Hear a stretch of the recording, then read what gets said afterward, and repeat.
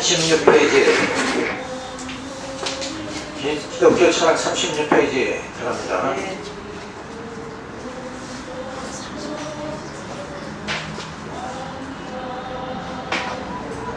페이지가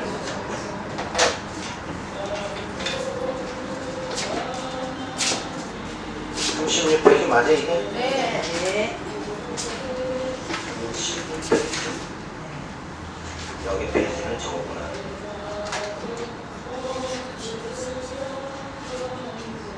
그 다음 페이지에 있었던 아이들.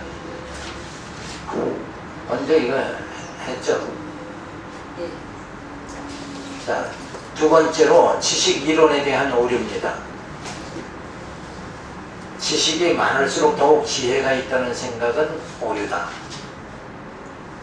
자, 지식을 맹신하거나 과신하는 경향을 가진 사람들을 빈번히 만난다. 지식은 우리가 살아가는 삶에서 필요한 것이 지나지 않는다. 성경은 지식이 많으면 번뇌도 많다고 하였다. 지식은 무엇에 대한 상식을 말하며 지혜는 무엇을 풀어갈 수 있는 능력을 말한다. 그래서 지식이 많다, 안다는 게 많다. 그것이 오히려 우리에겐 더 고민스럽게 될 수도 있다. 근데 아는 것이 많으면 가지고 싶은 것도 점점 많아지고. 음식도 그렇잖아요. 아, 무슨 음식이 좋다 이런 걸 많이 알면 또 그만큼 먹어야 되잖아요. 그래서 지식이라는 것이 반드시 좋은 것만은 아니다. 자, 그런데 그 지식과 지혜라는 거, 지식이라는 것은 어떤 기술적으로 단순히 습득하는 이 정도를 말하는 거고, 지혜라는 건 뭔가 그 지식이라는 것을 우리가 응용해서 사용하는 거, 이걸 말하는 거예요. 근데 이 지혜도 사실은 뭐예요? 모든 이 땅에서 주어지는 지혜가 있고 하늘로부터 주어지는 지혜가 있다. 그러니까 우리는 인간 이성으로 어떤 지식에 이르러서 그것을 응용하는 지혜를 얻는다. 그런 단계가 아니라 하늘로부터 주어지는 지혜를 얻어야 된다. 그것이 참 우리가 늘 소원하는 거죠.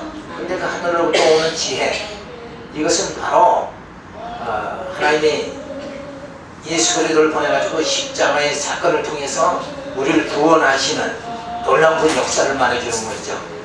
그러니까 지식은 그저 우리가 삶의 어떤 지혜, 60년을 살아가는 어떤 이 땅에서의 지혜, 이런 걸 말한다 그러면, 지혜는 또 더군다나 하늘의 지혜는 뭐예요? 우리 인생 자체가 썩을 몸이 썩지 아니할 몸을 이렇게 만들어주시는 온전한 구원에 이르는 그 지혜, 그것이 바로 참된 지혜다, 이렇게 볼 수가 있어요. 그래서 우리가 그 지식, 참된 그 지혜, 그것은 바로 우리가 성경에서 그리스도의 고상한 지식이다, 이렇게 말한단 말이에요. 자, 지식이 진리라는 등식에 대한 오류입니다. 너무 많은 양의 지식 정보로 인해 선택과 결정이 방해받고 걸림돌이 되는 것을 경험한다. 인간의 지식은 제한되어 있기에 인간이 아는 지식이 모두 진리가 될 수는 없는 것이다. 영원한 진리는 하늘로부터 오는 지혜로만 주어지는 것이다. 그러니까 모든 지식이라는 것이 곧 진리가 될 수는 없는 거다. 이게 그걸 말하는 거예요. 근데 자기가 아는 게 무조건 진리다, 이렇게 믿는 사람들이 있단 말이에요. 그게 엄청난 오류를 잘못을 범하는 거예요. 그러니까 내가 안다고 해서 그게 진리가 된다, 이렇게 생각하면 안 돼. 그 진리란 자체는 어디서부터 오는 건가? 하늘로부터 오는 거지, 사람에게서 뭐 어떻게 생성되고 만들어지는 것은 절대 아니다. 그래서 그 지식과 진리, 그 관계를 갖다가 우리가 잘 살펴야 되죠. 그래서 지식은 실천으로부터 분리되어야 한다는 오류다. 지행합일이라는 말은 지식과 행동은 같다는 뜻이다. 지식과 행동은 별개의 것이 아니라 상호 의존적인 것이다. 만일 우리가 어떤 대상이나 사물을 안다고 하면 그것은 필히 행동에 영향을 미친다. 기독교 신앙은 지식을 받아들이면서부터 지식을 절대 신뢰하지 않는 지혜를 하나님으로부터 배워야 된다. 자, 그래서 우리가 이제 야고보 사도는 그렇게 말하죠. 믿음이 있다 그러면 뭐가 수반돼야 돼요. 믿음의 행위가 나타나야 된다. 그렇죠? 내가 믿는 건 이건데 그 다음에 행동은 다르게 나온단 말이에요. 만약에 예수님은 나의 구속주다 이렇게 믿으면서도 오히려 더 물질을 더 사랑하고 산다, 물질을 더 의지하고 산다, 이러면 뭐예요? 그거는 전혀 다른 관계를 그 이중적인 관계로 내가 살아간다는 얘기예요. 결국은 이제 두 얼굴을 가지고 살아간다는 얘기인데 이 땅에서 그런 경우가 비일비재한 거예요. 내가 아는 것과 그리고 내가 행하는 것, 이것이 아는 것만큼 다 사실은 나오죠. 믿음이 있는 것만큼 뭐예요? 믿음의 행위가 나타나는 거예요. 그러니까 그 믿음이 어디서 주어지느냐? 그 믿음이라는 자체는 어떻게 주어지죠? 떠지는 거죠. 아브라함을 하나님이 믿음의 조상이 되도록 하기 위해서 네. 하나님은 아브라함을 어떻게 인도하셨어요? 지시하죠.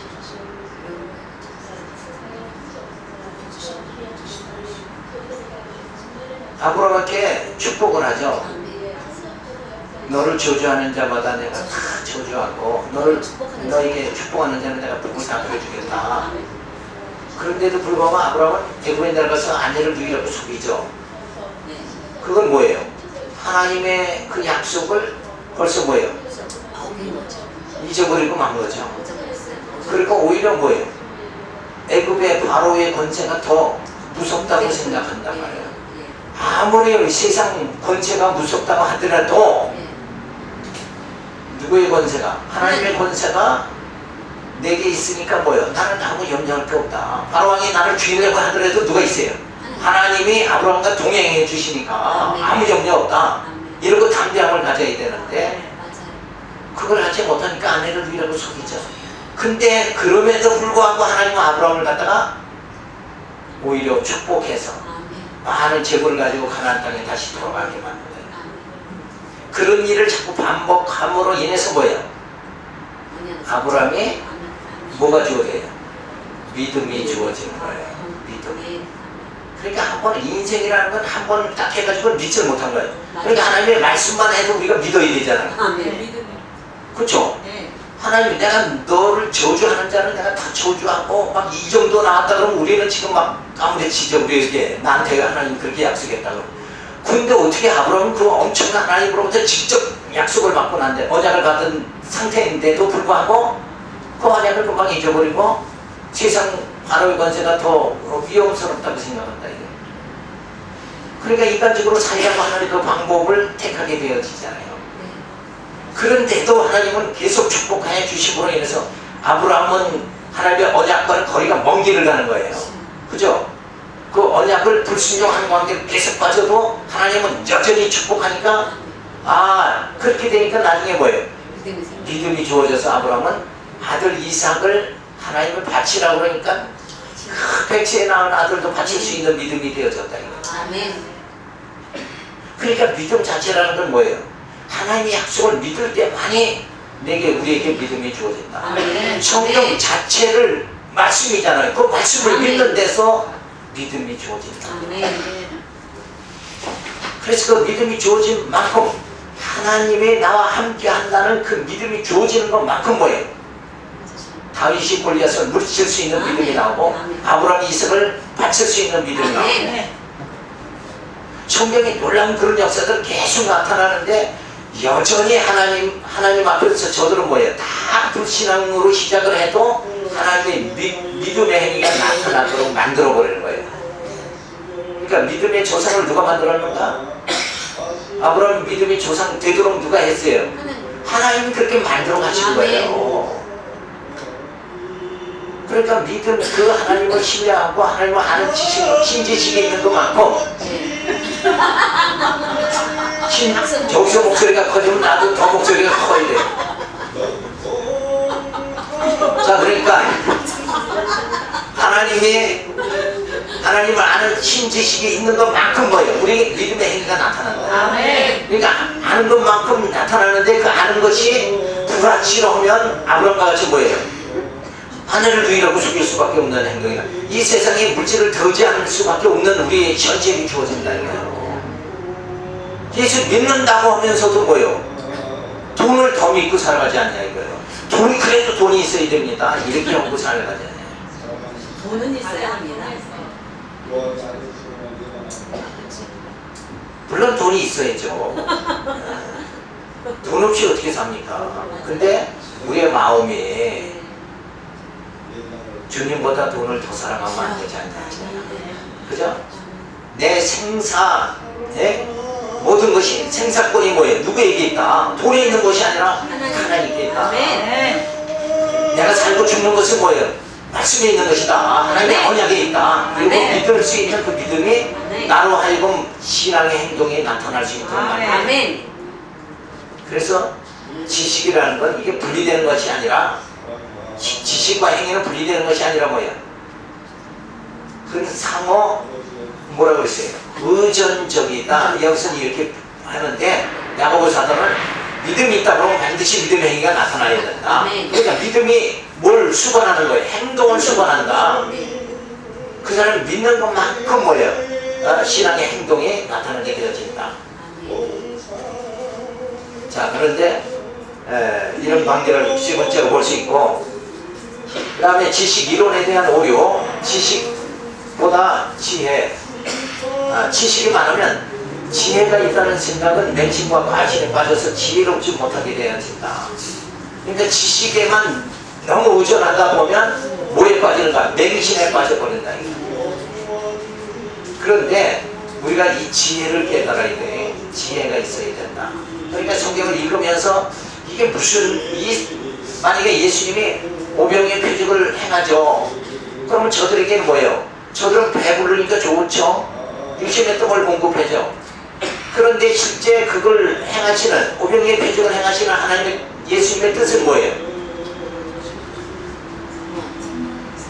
내가 생명의 떡으로 이 땅에 왔다. 이걸 보여주는 거 아니에요. 그러니까 그저 야 예수님은 떡을 주시는 분이다 이렇게 아는 그 정도가 지식이라는 단계고, 예수님은 생명의 떡으로 오셨다. 내 육신을 살리는 분이 아니라 떡을 줘가지고 내 육신을 배부르게 나를 살리는, 육체를 살리는 분이 아니라 뭐예요? 예수님은 내 영을 살리시는 분이다. 이렇게 깨달아서 보이는 현상은 떡이지만 뭐예요? 그 떡을 보면서 뭘 생각해야 돼? 생명의 떡을 생각해야 돼. 나를 구원해 주시는 분, 나를 살리시는 분, 내게 생명을, 영원한 생명을 주시는 분은 오직 예수님 뿐이다. 이렇게 믿을 수 있는 것이 뭐예요? 그게 지혜라는 거예요. 그러니까 표면적인 성경을 읽으면서 표면적인 뜻보다 뭐예요? 이면적인 뜻을 잘 찾아 나가야 된다. 그게 지혜예요. 하나님이 이 일을 왜 해야 하셨을까? 요거를 생각해야 그게 그저 이거 좋다 이 정도로 끝나는 게 아니라 그 일을 왜 우리에게 해주셨는가, 그걸 원인을 생각하고 하나님의 기쁘신 뜻을 생각해야 된다. 그걸 생각할 수 있는 게 뭐예요? 지혜라는 거다. 자, 그런데 지식이 있다 그러면 그 지식이 자체가 진리가 된다, 이런 등식을 적용하면 안 되죠. 지식은 시대에 따라 변하지만 진리는 영원히 변질되지 않는다. 그러니까 인조 시대의 남녀 칠세 부동석이다. 그때 남자 여자가 같이 이렇게 앉아 지금 난리 나는 거예요. 2조 때 같으면 우리는. 근데 그래서 옛날 교회는 기업자 교회는 남자는 여자 보지 못하면서 그 목사님만 보고 갑자기 예배 드리는 거죠. 그런데 그 진리가 지교회에 와서 뭐예요? 연애 못하면 그건 병신이란 말이에요. 그러니까 이 지식이라는 것은 뭐예요? 진리가 될 수가 없는 거다. 이거를 우리가 생각을 해야 돼요. 그래서 성경을 보면서 이 지식만 습득 하려고 하면 안 된단 말이에요. 성경을 보면서 사업의 성공 비결, 부부 가정생활의 비결, 이걸 참 강의 또 CTX 보면 목사님들 나와서 또 부부관계 또 멋지게 또 얘기를 하죠. 근데 그거는 설교가 아니란 말이에요. 그건 철학 강의나 뭐 이런 걸 말하는 거지.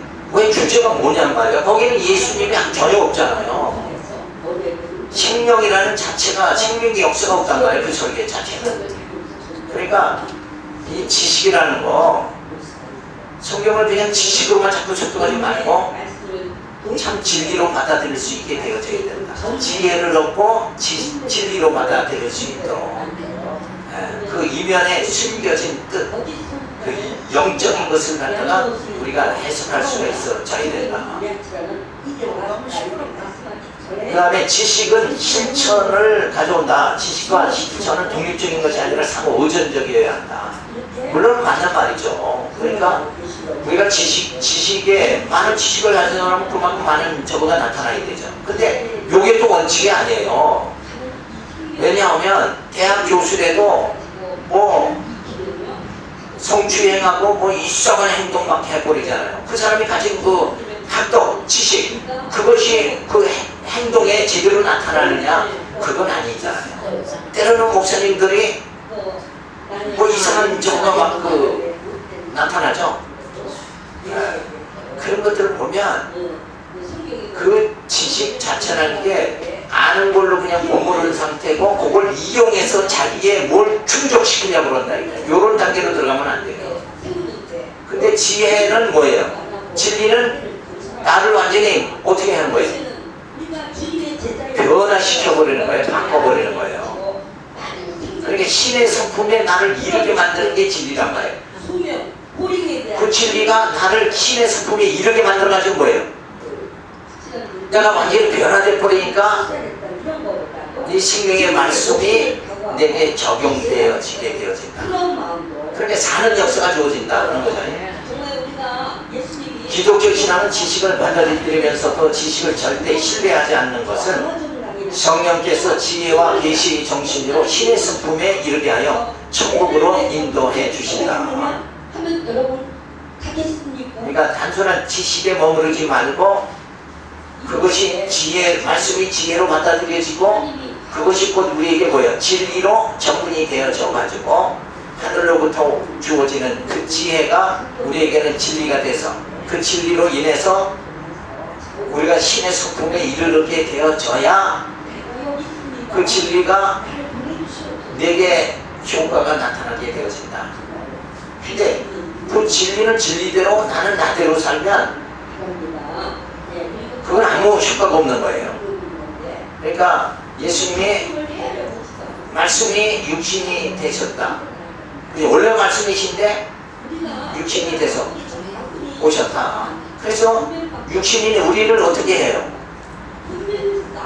또 말씀으로 영적인 생활을 할 수 있도록 그렇게 만들어 주시는 거예요. 그 단순한 우리 육체, 흙덩어리에 불과한 우리를 이제 뭐예요? 하나님의 자녀되게 그렇게 만들어 주신다. 그게 영적인 하나님의 자녀되는 거잖아요. 그러니까 결국은 말씀이 육신이 돼서 오신 예수님이 육체인 우리를 다시 말씀이 되도록 그렇게 만드시는 역사. 그 가운데 그 과정에 뭐가 주어져요? 우리를 예수 안에서 새로운 피조물이 되게 만들어요. 그래서 우리는 신의 성품에 이르러서 참 신령한 부활의 몸을 이루게 되어지는 거죠. 그래서 이 지식에 대한 것을 우리가 살펴보고 두 번째는 객관주의와 상대주의에 대해서 말합니다. 세계를 인식하는 두 가지 지평들에서 해석한다. 그 두 지평은 상대주의와 객관주의다. 그러니까 모든 이 세상의 것을 우리가 인식한다. 지난 시간에 말씀했죠. 이 세상을 알아간다. 인식한다는 건 알아간다는 얘기인데, 자, 내 인생관, 세계관, 이것을 어떻게 내가 점점 인식해 가느냐, 알아가느냐, 여기에 방법에서 두 가지 방법을 증명할 수 있어요. 하나는 객관주의고 하나는 주관주의다. 그러니까 주관주의라는 건 뭐예요? 나를 중심으로 해서 세상을 알아가는 거예요. 그러니까 개인의 내 이성이 작용하는 걸 말한다. 근데 객관주의라는 건 뭐냐면 자, 기독교의 세계관은 어떻게 객관주의예요, 주관주의예요? 네? 객관주의란 말이에요. 객관주의라는 말은 뭐냐면 내 이성으로서가 아니라 성령께서 오셔서 이 하나님의 세계를 보여주시는 거예요. 네, 그게 그래서 그 객관적이어야 된다. 주관적이어서는 안 될 거예요. 그래서 역사를 해석할 때도 뭐예요? 주관적 해석이 아니라 객관적 해석을 해야 돼요. 이 세상, 이 역사를, 종말을 하나님께서 어떻게 이루어나가신가? 하나님께서 창조하시고 섭리하시고 심판하신다. 그렇게 되어지는 그 역사, 그것이 바로 객관주의다. 이거를 우리가 알 수가 있는 거예요. 그러니까 한치 진리라는 것은 주관적이면 안 되고 객관적이어야 된다. 이렇게 우리가 볼 수 있는 거죠. 여기에 대해서 이제 살펴보는데, 객관주의는 엄밀성, 정확성, 확실성이라는 조건들에 의해서 특징 짓는다. 그리고 상대주의는 의미, 가치 혹은 해석이라는 조건들에 의해서 특징 짓는다. 쉽게 말하자면 상대주의 인식적 조건들은 삶을 이해하는 관찰자의 행위가 결과와 직접적으로 영향을 미친다고 보는 반면에 객관주의는 관찰자의 인식적 행위가 영향을 미쳐서는 안 된다고 보는 거예요. 자, 그러니까 내가 주관적으로는 이게 굉장히 내 자식은 내가 봤을 때, 내 주관적으로 봤을 때 아주 귀한 거예요. 내 자식은 다른 자식보다 내게는 엄청나게 중요한 거예요. 그렇죠? 근데 다른 사람이 객관적으로 봤을 때 내 아들과 그 사람들의 아들은 다 동일한 거예요. 그러니까 늘 우리 신앙생활 안에서도 그런 경우가 굉장히 많은 거예요. 그게 뭐냐면 일례로 귀신을 내쫓는다. 그 귀신 내쫓고 뭐 들어가게 하고 하는 게 자기는 그게 최대한의 가치가 있다 이렇게 생각한단 말이에요. 그게 주관적으로 봤을 때 그렇지. 그래서 또 이게 종교에서 또 가장 정한 게 뭐냐면 종말론자 있죠. 종말론 설교하는 사람은 맨날 종말론만 설교한단 말이에요. 그러니까 그들은 복음을 안 가르쳐요. 그러니까 예수를 안 가르치고 종말 마지막 때 종말 사건만 계속 가르치는 거예요. 그건 주관적인 거잖아요. 근데 진짜 우리 생명이 산다는 것은 뭐예요? 예수로 인해서 예수님의 생명과 빛으로 오신 그 예수님을 우리가 알아야 살잖아요.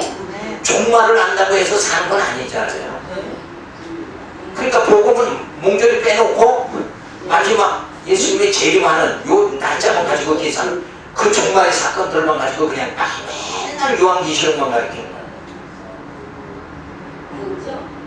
그래서 7명이 어떻고 열불이 어떻고 열왕이 어떻고 뭐 요것만 계속 가르친단 말이에요. 저도 어렸을 때 그 목사님 그것만 가르쳐가지고 그 세계에서 사는 거죠.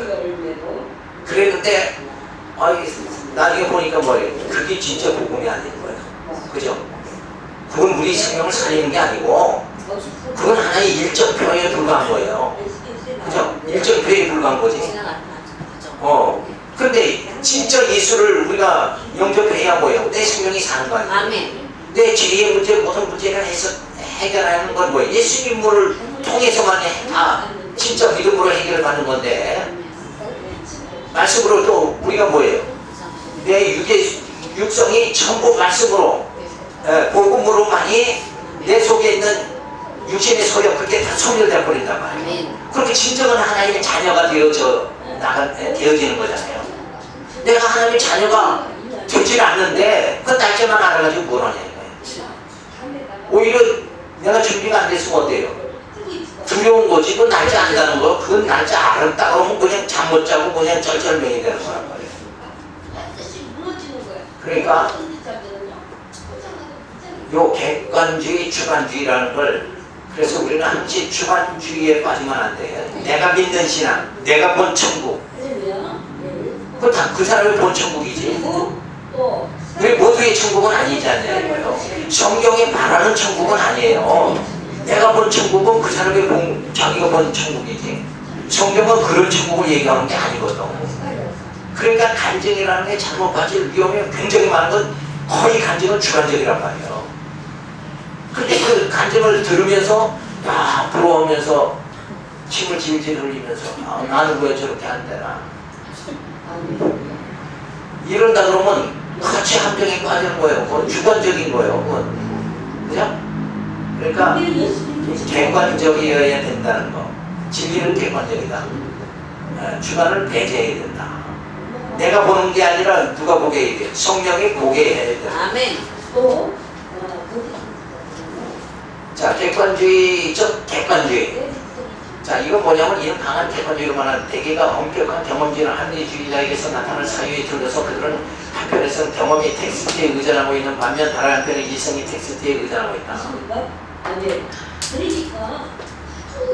자, 텍스트의 의존성은 다른 어떤 것을 인정하여 판단의 유보를 허용하려 들지 않는다. 경험과 이성의 전적인 확신을 보내는 그들은 자신의 판단을 동시해버리는 잘못을 범하지만 엄격한 객관주의를 표방함으로써 진리의 가장 근접하다는 인식적 성자의 입장을 떠벌린다. 분석 철학의 전통과 합리론과 경험론의 인식론들이 여기에 속할 수 있는 것이고 과학에서는 논리 실증주의와 과학적 실제론이 강한 객관주의를 표방하며 신학에서는 문자주의나 신정통주의를 둘 수 있을 것이다. 그러니까 완전히 객관주의로 그냥 깊이 빠져버리는 거예요. 자, 그래서 단순히 객관주의 이거는 그 신적인 뭐 해석을 한다 뭐 이렇게 해가지고 그냥 빠져버리는 걸 말하는 거예요. 그러니까 문자주의, 신정통주의 이를 우리가 신학에서 들 수 있는 거예요. 그러니까 문자주의는 뭐냐면 문자 그 자체를 갖다 기준해서 이렇게 하는 거예요. 그러니까 세대주의 학자들의 종말론 해석은 전부 문자주의란 말이에요. 그러니까 하루를 뭐 1000년이다 뭐 이런 식으로 문자적으로 해석한다. 14만 4천. 14만 4천도 문자적으로 해석한다. 왜 그렇게 하는 거야? 그게 객관주의예요. 이거 성경에 기록한 요 말씀은 하나님이 주신 말씀이니까 요 14만 4천을 숫자적으로 그대로 믿어야 된다. 이렇게 보는 거죠.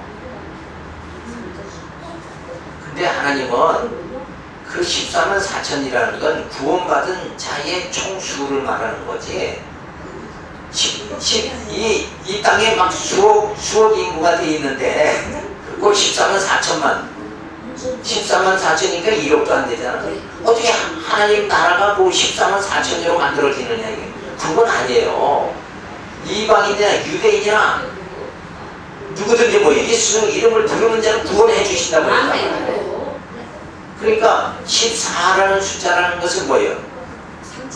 상징적인 거지 그 숫자를 말하는 건 아니거든요. 그러니까 이런 걸 뭐라고 그러냐면 이제 고지식한 사람들 있죠.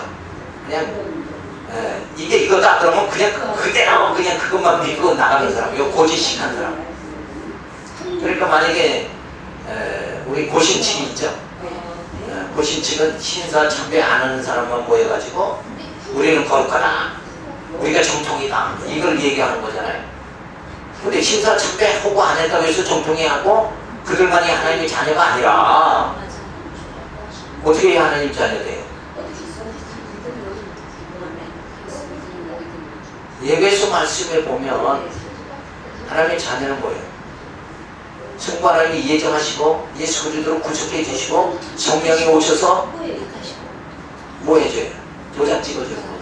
인쳐 주신다. 그죠? 그러니까 우리는 뭐 신사 참배를 하고 안 했다. 아는 사람은 뭐 하나님의 자녀고 이게 아니라 그들만 거룩한 게 아니라 성령의 인치심을 받아야 거룩한 자고 진짜 하나님의 자녀다. 그러니까 그거는 완전히 뭐 하나님만을 저가 했다 이렇게 해가지고 완전 문자적 주의 객관주의란 말이에요. 철저한 객관주의. 그런데 그게 아니라 그 의미를 알아야 된단 말이에요. 아까 말씀드린 것 같이 우리가 성경을 보면 오병이의 표적을 행하면 거기서 진짜 예수님이 뭐예요? 생명의 떡이심을 예수로 인해서만 우리가 구원받게 되어 되어진다. 요걸 깨달아야 된다. 근데 그들을 떡을 먹던 그때 당시의 사람들은 뭐 예수를 다 십자가에 못 박아 죽였다 이거예요. 그러니까 예수를 진짜 생명의 쪽으로 믿지 못한 거죠. 생명의 주로 믿지 못한다는 거예요. 그러니까 성경은 문자적으로나 객관적으로 막 고지식하게 보는 이게 아니라 거기에는 다 구약의 모든 사건 자체가 뭐예요? 그게 그림자여 모형으로 보여준 거란 말이에요. 만약에 고지식하게 안식일 있죠. 특히 안식 그 주의자들 있죠. 제7일 안식 뭐 그들은 안식일 그날 토요일이 안식이죠. 네. 토요일날 예배 다 드린단 말이에요. 그날 안 드리는 사람은 돈 못 받는다 이렇게 생각한다. 네. 근데 그 날짜를 갖다가 진리라는 건 엄청난 하나님의 계시는 지금 이만한 분량을 주셨는데 그 중에서 그 안식이라는 단어 요거에 매여버리면 어리석은 거예요. 그죠? 외골수라는 게 있죠. 그렇게 빠져버리면 안 되고 근데 진짜 안식이라는 게 뭔가? 진짜 안식이 뭐예요? 제7일 안식일 주의자들은 그 날짜의 안식을 중요히 여기는 곳이고 진짜 안식이 뭐냐 이거예요. 우리가 토요일을 예배 드린다고 우리에게 신령의 안식이 옵니까? 오질 않잖아요. 예수님은 내가 안식의 주인이다 이랬잖아요. 그러니까 예수님이 왜 안식의 주인이 되는가? 예수님이 뭐 해주셨어요? 우리 인생들은 가장 처절하게 사는 게 뭐냐면 죄의식에서 벗어나지 못하는 게 그래서 그 죄 때문에 우리는 늘 정말 천정근거하고 살아가는 게 우리 인생의 모습이란 말이에요. 그러니까 예수님이 오셔서 죄를 사해 주시죠. 그러니까 죄의식에 빠지지 않고 살아간단 말이에요. 그래서 우리는 뭐예요? 멸망케 하는 죄가 우리를 사망에 이르게 하잖아요. 예수님이 죄를 다 사해 주심으로 우리는 이제 야 내가 이렇게 죽는 게 아니라 뭐야 나는 영원한 생명이 내게 주어졌다. 살 소망이 주어지니까 안식이 주어지는 거예요. 야 내가 나이 먹으면 점점 인생은 뭐예요? 나이 먹으면 그게 사는 게 아니라 그 죽으러 가는 거잖아요 지금 점점. 그렇게 산다는 게 사실은 예수님이 아니면 뭐예요? 죽는 거예요. 죽는 거예요. 그게 죽는 연습을 하는 거예요. 그러면서도 온 사람들은 뭐예요? 내가 산다 그러고 살잖아요. 그래서 인생은 뭐예요? 쏟고 사는 거다. 쫓는 거예요 그게. 근데 그래서 죽음을 향하는 우리 인생들은 전부 진짜 참평한 안식이 없는 거예요. 근데 예수님이 오셔서 그 죄, 죽음, 사망이 쏘는 거 이걸 다 해결해 주셨으니까 우리에게는 영적 안식이 주어졌다. 그러니까 제7일 안식교들은 뭐예요? 날짜의 안식 믿는 그 객관주의죠. 사실은 그게 하나님 그렇게 하는 게 하나님 뜻대로 사는 거다고 그렇게 하지만 실제 안식 참 안식은 뭐냐? 그런 날짜 지키는 게 참 안식이 아니고 진짜 예수 영접해서 죄사함 받고 참 생명 안에 거한 그런 생활이 우리에겐 참 소망이 주어졌잖아요. 영생의 소망이 주어졌잖아요. 그래서 우리는 우리 영혼이 뭐예요? 안식이 주어지게 되어졌다. 그래서 성경을 보면서 그렇게 얼처구니 없는 데로 빠진 제7일 안식교가 있고 그렇죠? 그건 그 고지식한 객관주의 이건 잘못된 거다. 잘못된 객관주의를 말하는 거예요. 하나님은 그걸 그림자로 보여주면서 6월절 사건도 그렇잖아요. 그걸 그림자로 보여주면서 참 6월절에 어린 양으로 오신 예수를 믿음으로 우리가 그 사망 저주에서 벗어나게 만들어주셨다. 그러니까 뭐가 진짜인지 모른다는 거예요. 뭐가 진짜인지를 알고 진짜 뭐 신앙생활 해야 되는데 어리석은 거에 다 빠져버린단 말이야. 그렇게 신천신지 이만희도 어리석은데 다 자기가 무슨 왕이야. 예수라고. 그리고 또 이조시대같이 뭐 가마타고 또 망행세를 또 하면서 그 인터넷 보니까. 근데 성경에서 예수님이 왕이다 하는 거는 뭐에 대해서 왕이에요? 이 땅에서 그냥 왕관 쓰고 그런 왕이 아니고 육적 나라의 왕이 아니고 참 하나님 나라의 왕이잖아요. 유대인의 왕이지 아니라 예수님은 하나님 나라의 왕이란 말이에요. 그 나라는 어떤 나라예요? 죽음도 없고 이별도 없고 고통도 없는 질병도 없는 그 나라잖아요. 다만 본세가 없는 그 나라의 왕으로 예수님이 이 땅에 오셨다는 거예요. 근데 이 말에는 뭐예요?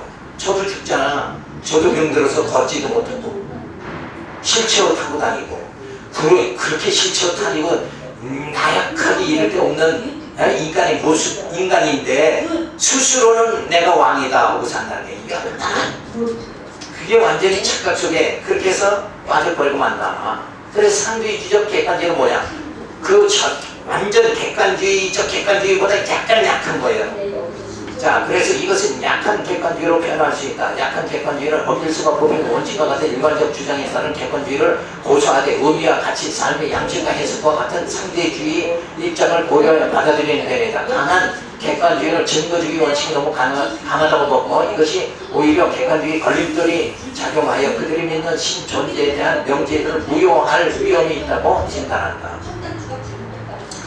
근데 요거는 이제 완전히 객관적인 거기서 인간의 이성을 이렇게 가미하는 거죠.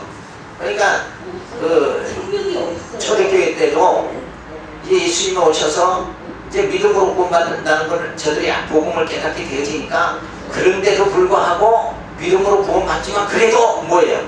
할례를 행해야 된다. 이런 식으로 요게 객관주의와 상대주의가 이게 혼합되는 걸 말한다. 그러니까 신본주의와 인본주의가 혼합되는 걸 말하는 거예요. 그래서 어떤 거는 진짜 신앙적으로 해석을 하고 어떤 거는 인간적으로 해석해버려요. 그래서 내가 유리할 때는 내 편의로 해석을 하고 그렇지 않은 것도 하나님 편의로 어떤지 보면 해석하고 이런 식으로 되어지는 걸 말하잖아요. 객관주의와 상대주의죠. 이것은 약한 상대주의다. 이 약한 상대주의는 상대주의 주장을 전명하기 위한 객관주의 조건에 의해 검증하는 입장이에요. 이들의 입장은 하나같이 다원성과 다양성과 연결되어 있다. 실제는 하나가 아니라 여럿이며 다양하다고 주장한다. 객관주의적 상대주의는 주관성과 임의성에 빠지지 않기 위해 엄밀성과 정성과 같은 객관주의적 원리로 균형을 이루고자 한다. 그러니까 객관주의인데 그게 상대적일 수 있다 이렇게 생각하는 거죠. 이게 뭐냐 하면 이제 그 다원성, 다양성. 그러니까 기독교에만 구원이 있는 것이 아니라 다른 종교에도 구원이 있다. 이런 식으로 해서 그 다양성을 자꾸 주장해 나가는 그런 걸 이제 말하는 거예요.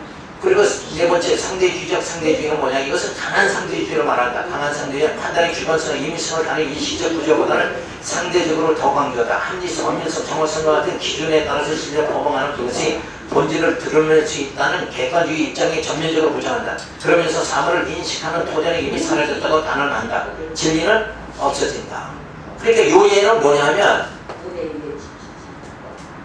자, 내가 어떤 아내가 있는데 다른 여자와 불륜을 행하죠. 근데 그걸 내 입장에서 봤을 때는 뭐예요? 자기 정당하기 위해서 그건 뭐라고 그러죠? 로맨스다 이렇게 생각한다. 근데 다른 사람이 하면 그건 저건 쳐 죽일 놈이다. 불륜이다. 이렇게.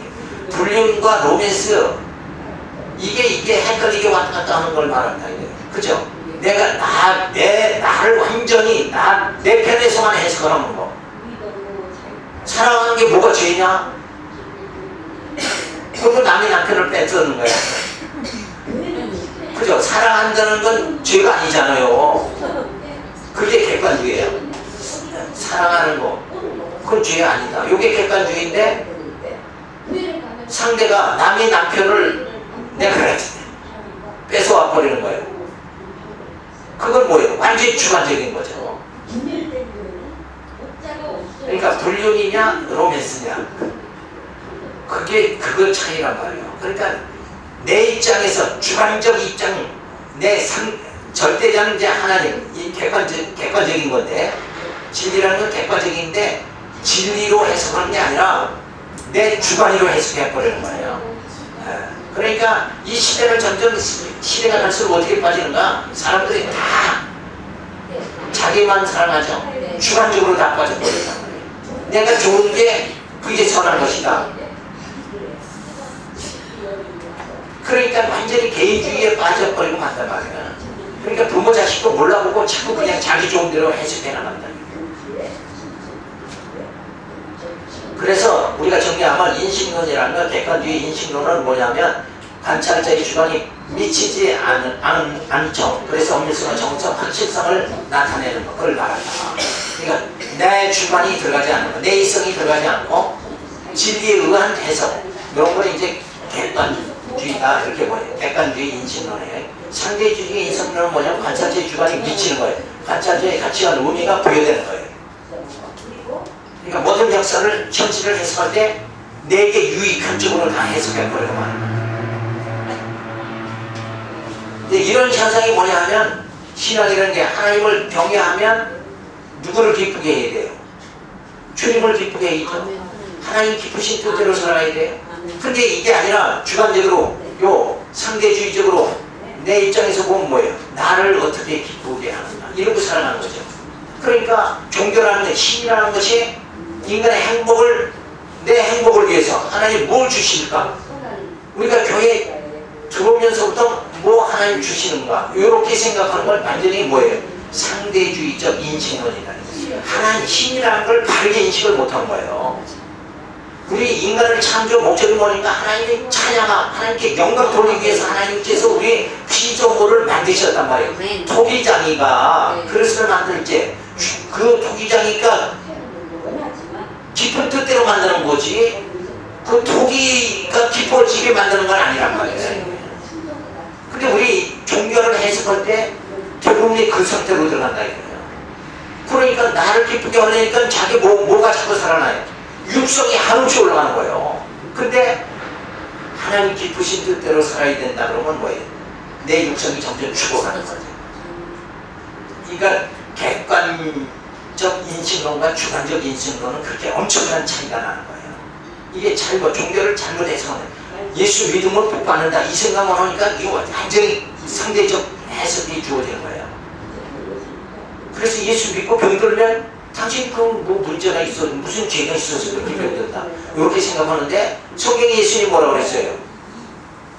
손마른 자 그 누구의 죄입니까? 뭐라고 그랬어요? 부모의 죄입니까? 본인의 죄입니까? 부모의 죄도 아니고 본인의 죄도 아니고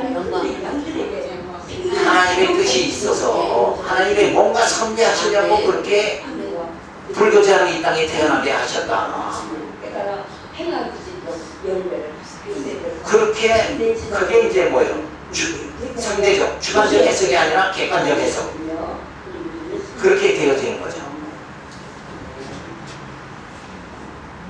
그래서 객관주의 인식론을 우리가 살펴보면 강한 객관주의예요. 인간적 판단을 전적 배제하고 신은 절대 타자의 힘으로 무조건 믿어야 된다. 이거는 잘못하면 뭐예요? 맹신에 빠지기 쉽다. 요 문자주의 막 이렇게 고신측 이렇게 고지식하게 이런 식으로 나오면 안 됩니다.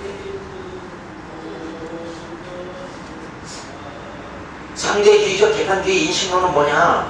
약한 객관주의를 말하잖아요. 신에 대한 믿음은 그것을 정당하기 위해 충분한 증거를 가지고 있어야 한다. 상대주의 입장을 고려한다. 자, 그래서 이 객관주의의 상대주의가 가미되는 걸 말하는 거예요. 객관주의적 상대주의 인식론은 뭐냐면 약한 상대주의.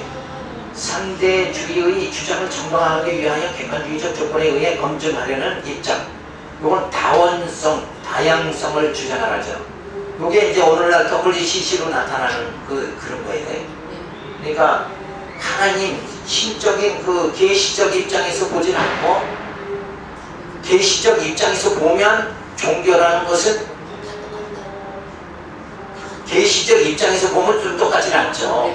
하나님의 계시를 보면 기독교만이 예수를 영접한 자만이 구원받는다 이렇게 되어지는 거예요. 그리스도 안에서만 구원이 있다 이렇게 되어지는 것이 계시적 해석이란 말이에요.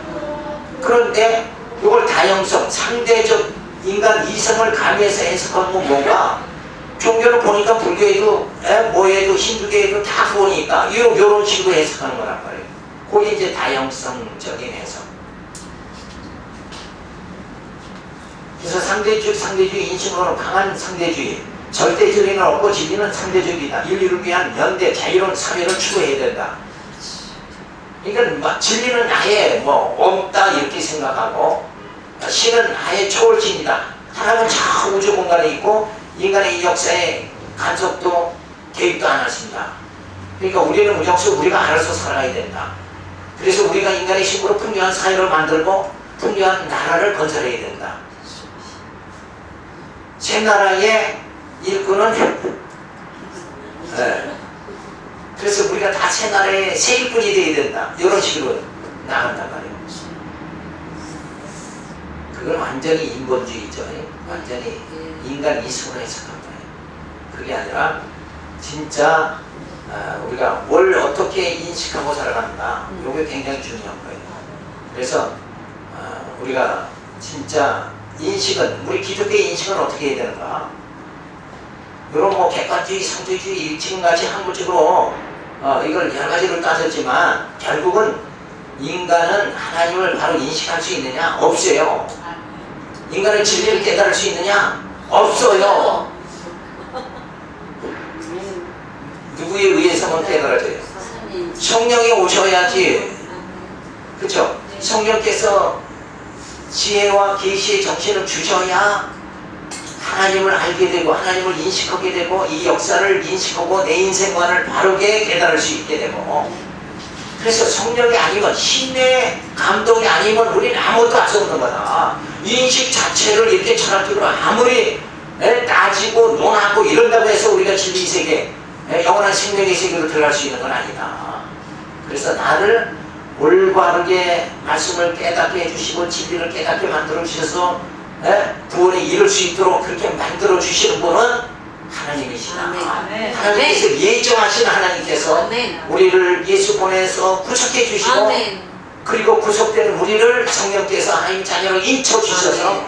거듭나게 해주시고, 아멘. 교회를 세워가지고 진리의 말씀으로 우리의 속사람을 완전히 새롭게 만들어 주시는 거예요. 아멘. 새 계명을 주시고 새 사람 되게 만들어 주시는 거예요. 아멘. 그래서 우리가 이 교회 생활은 그렇게 변화가 되어져야 되는 거예요. 내가 아닌 나로 하나님 만들어 주시는 거예요. 야곱이 뭐예요? 누가 되게 만들어 주시는 거예요? 이스라엘이 되게 만들어 주시는 거예요. 야곱은 야비한 인간이었는데 속이는 자였지만 그는 야곱의 이름을 버리게 하시고 뭐예요? 이스라엘이라는 이름을 갖게 만들어 주시는 거예요. 그러니까 우리는 우리 자신의 이름을 지금 뭐예요? 버려야 돼요. 아멘. 나를 버리고 아멘. 우리도 다 이스라엘이 되어져요. 아멘. 근데 여전히 예수 믿고 교회 안에서도 자기를 버리고 자기 변화되는 건 그렇게 좋아들 안 해요. 내가 그래도 이 교회에서 나 없으면 이 교회에 세워지나 봐라. 그죠? 그런 식으로는 자기를 드러내는 생활을 했어요. 그래서 권력을 가진 사람은 그냥 뭐 좀 한 자리면 그냥 독재를 해서 막 이렇게 난리 법석을 치고 이런 것들이, 우리 교회는 윗사람이 되면 성기라는 거예요. 아멘. 총회장이다 그러면 소속된 사람들 다 성기라고 아멘. 그런 그릇이 되도록 하나님이 만들어가는 거지, 때려 부시라고 총회장 되는 거 아니잖아. 누구 목을 누르라고 총회장 되는 거 아니잖아. 그죠? 그래서 우리가 진짜 신의 성품을 갖도 부활의 몸 이룰 때가, 우리의 목표가 부활이잖아요.